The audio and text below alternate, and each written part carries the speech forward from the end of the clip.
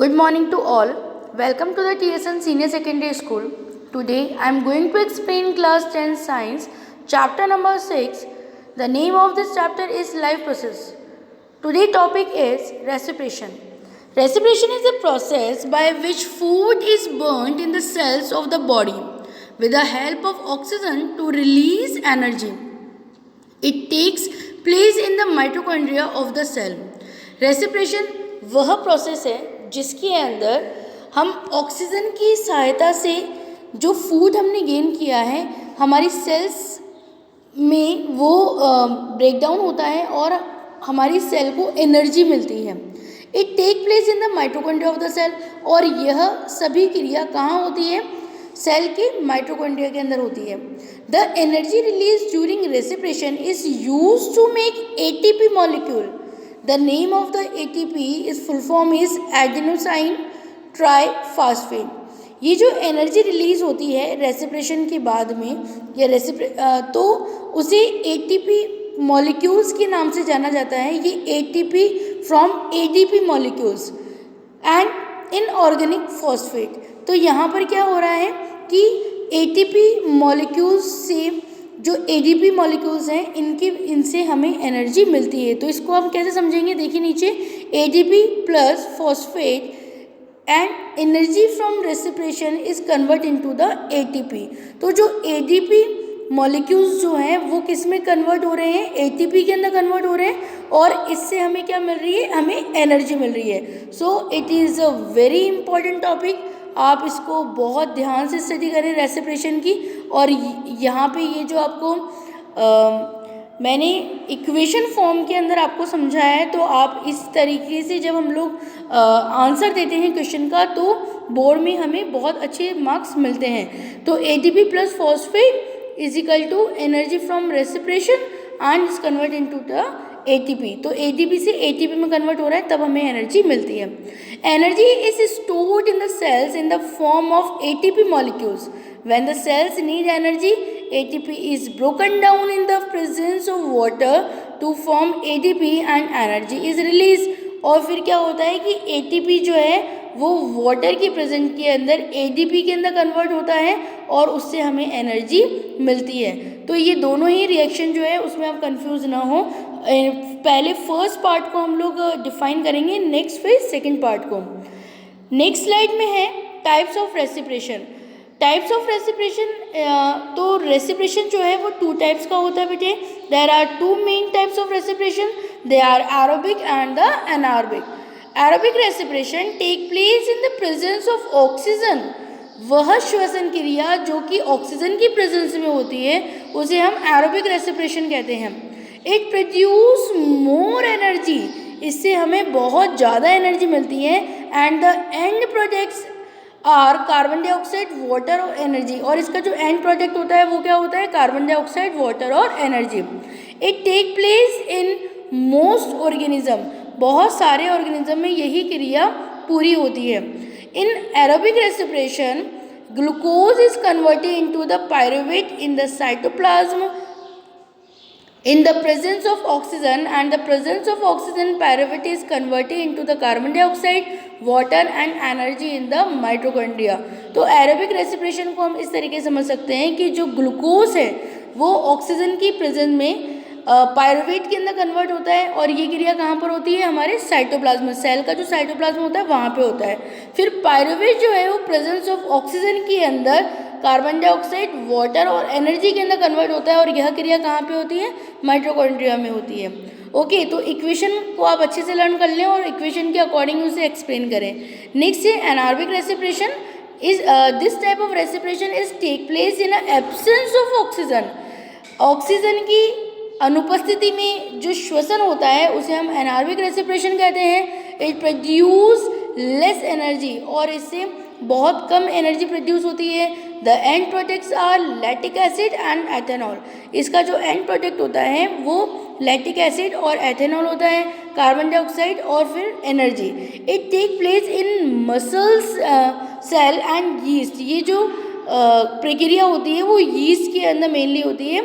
In anaerobic respiration In muscle cell, glucose is converted into the pyruvate and in the absence of oxygen pyruvate is converted into the lactic acid and energy। तो muscle cell के अंदर भी ये क्रिया होती है, तो इसे हम कैसे समझ सकते हैं कि glucose presence of oxygen convert into the pyruvate, और यह क्रिया कहाँ हो रही है, साइटोप्लाज्म में। तो फर्स्ट रिएक्शन और जो सेकंड रिएक्शन है उसका हाफ पार्ट जो है वो सिमिलर ही है। नेक्स्ट क्या होता है कि pyruvate in the absence of oxygen is converted into the lactic acid and energy.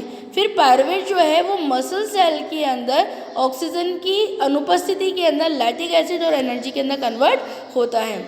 In anaerobic respiration in yeast, glucose is converted into the pyruvate, and in the absence of oxygen, pyruvate is converted into the ethanol, carbon dioxide, and energy. This process is called fermentation. तो ये जो process है, अगर हम इसे equation form में समझाना चाहें थर्ड पार्ट को, तो how can I write it? I am going to write glucose presence of oxygen convert to the pyruvate in the cytoplasm. तो तीनों रिएक्शन का जो हाफ पार्ट है वो सिमिलर ही है। नेक्स्ट क्या होता है कि pyruvate in the absence of oxygen converted into the ethanol, carbon dioxide and energy, और यह क्रिया कहाँ पर हो रही है, यीस्ट में हो रही है। अगर ये जो मैंने आपको स्लाइड यहाँ पर एक्सप्लेन की है, यदि हम इसे इक्वेशन फॉर्म में इस तरीके से शो करें तो इसे कहते हैं break down of glucose by various pathways. It's a very important question, और 1.5 मार्क्स में 3 मार्क्स के अंदर ये जो क्वेश्चन है वो पुटअप होता है। तो हम इसे कैसे समझेंगे, glucose in the presence of oxygen in cytoplasm convert into the pyruvate plus energy, और फिर इसके 3 पार्ट्स हमने शो करे हैं, in mitochondria, in muscle cell और in yeast. In mitochondria, presence of oxygen is converted, pyruvate converted into the carbon dioxide, water and energy. Absence of oxygen in muscle cell, pyruvate converted into the lactic acid and energy. And the third, in yeast, pyruvate, absence of oxygen converted into the ethanol plus carbon dioxide and energy. Now, next, respiration in human. जो मानव है उसके अंदर श्वसन प्रक्रिया किस तरीके से होती है। The main organ of the respiratory system are nostril, nasal cavity, pancreas, larynx, trachea, bronchioles, lungs and the diaphragm। तो अब यहाँ पे रेस्पिरेशन के बारे में जब हम एक्सप्लेनेशन देंगे ह्यूमन बीइंग में, तो सबसे पहले हम बताएंगे कि रेस्पिरेटरी सिस्टम में कौन कौन से ऑर्गन जो हैं वो पार्टिसिपेट करते हैं, कौन कौन से ऑर्गन इन्वॉल्व है। अब यह प्रक्रिया किस तरीके से होती है, air enter through the nostril, the hairs and the mucus trap the dust particle.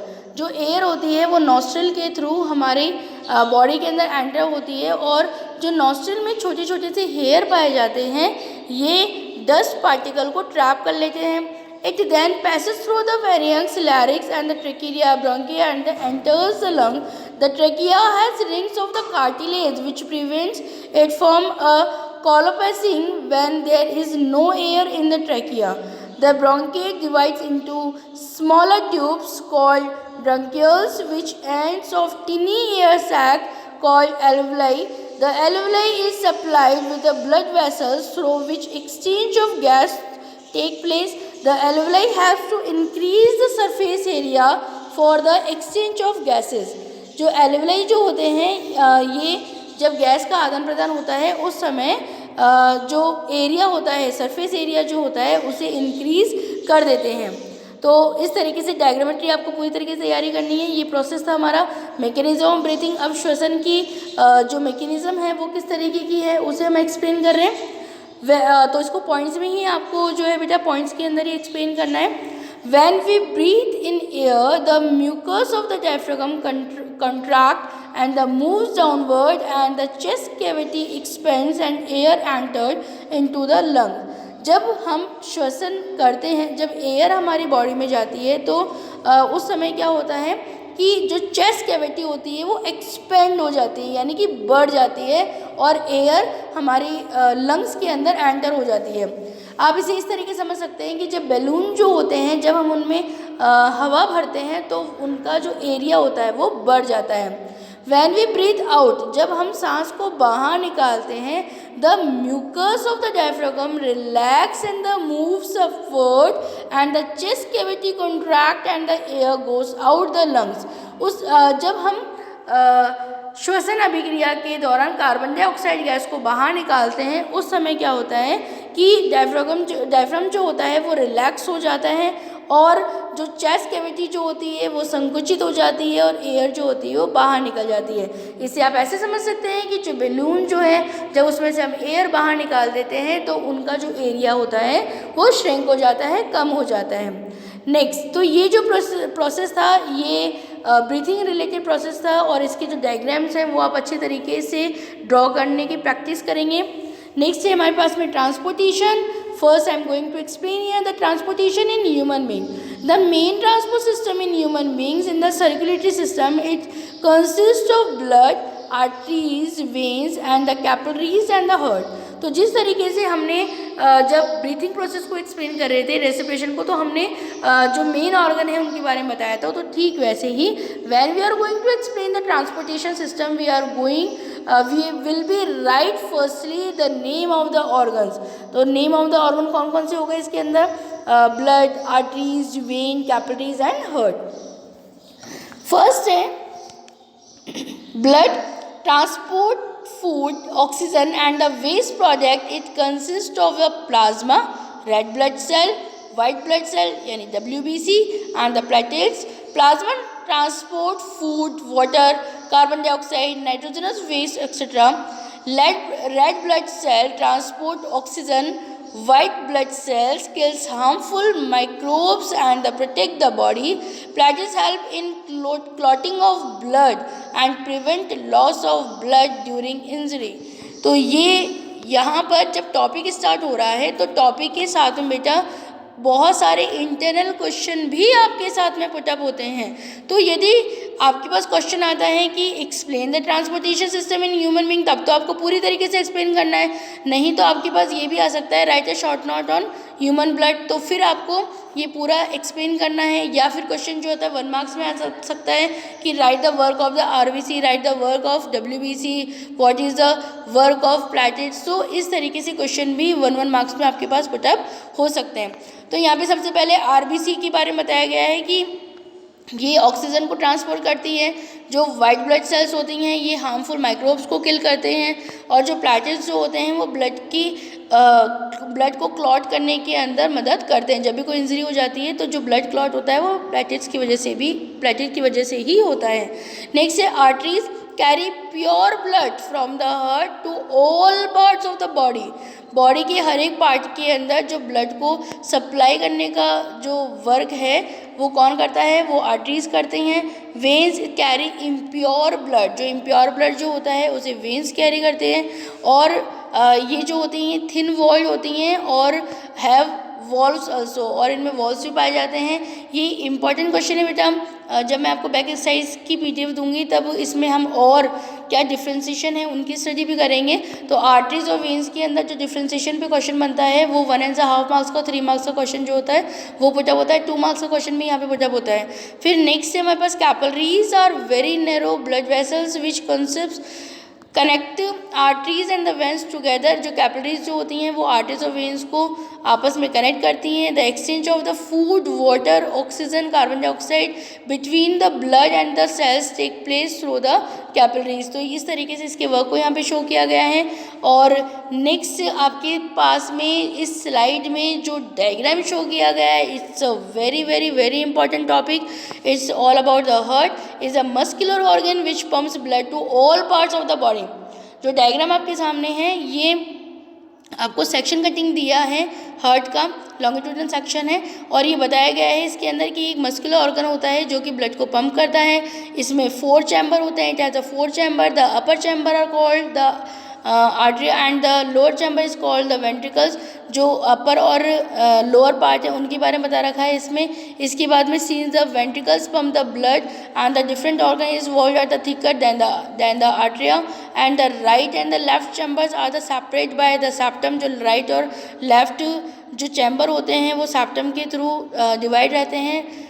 It prevents the mixing of the oxygenated और डीऑक्सीजनेटेड ब्लड। ये जो सेप्टा के थ्रू 2 पार्ट्स के अंदर ये डिवाइड हो रहे हैं, इसका क्या बेनिफिट है कि ऑक्सीजनेटेड और डीऑक्सीजनेटेड ब्लड जो होता है वो आपस में मिक्स नहीं होता। द आर्टिया and the ventricles have a walls between them to prevent blood flowing backward. ये यहाँ से बहुत सारे इंटरनल क्वेश्चन बन रहे हैं, जैसे कि हार्ट के बारे में आपको एक्सप्लेनेशन आएगा तब तो आपको पूरा ही लिखना है, लेकिन अगर आपके पास में आए कि what is the work of the septum, तो आपको बताना है कि ये दोनों ऑक्सीजनेटेड और डीऑक्सीजनेटेड जो ब्लड होता है उसको मिक्स नहीं होने देता। और यदि आपके पास में क्वेश्चन ये आता है कि what is the work of valves in heart, तो आपको ये बताना है कि ये वापस से जो ब्लड का जो फ्लो हो रहा है उसे बैकवर्ड नहीं होने देता, बैकवर्ड डायरेक्शन के अंदर नहीं होने देता, उसे ये प्रिवेंट करके रखता है। तो इस तरीके से यहाँ पे इंटरनल क्वेश्चन भी पुटअप हो रहा है। इसके बाद में यहाँ पर आपको डायग्राम शो किया गया है working of the heart, circulation of blood की। ये आपको as in a PDF form available हो जाएगा। नेक्स्ट आपके पास में यहाँ पर है वर्किंग ऑफ द हार्ट्स। तो ये जो पार्ट है वो मैं आपको इस चैप्टर के नेक्स्ट वीडियो के अंदर एक्सप्लेन करूँगी। सो आई होप कि ये जो आज का टॉपिक है वो आपको बहुत अच्छे तरीके से समझ में आया होगा। तो वर्किंग ऑफ द हार्ट जो है वो हम हमारे नेक्स्ट पार्ट के अंदर करेंगे। थैंक यू वेरी मच बेटे।